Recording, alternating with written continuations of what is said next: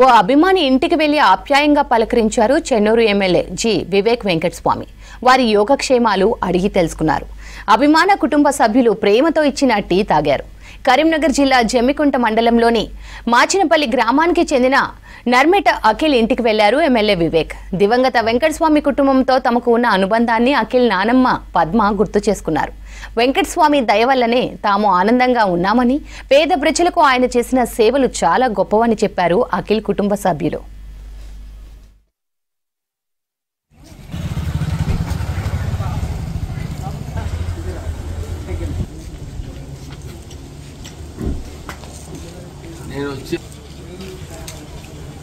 ఆయన కోసం మంచి అంటే ఆయన కావడం బాపులా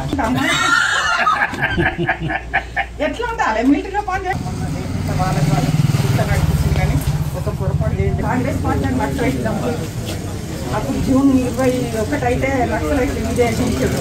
క్రౌడ్ ఉంటాం కానీ ఎడితే నువ్వు మాట్లాడుతురా అన్నాడు.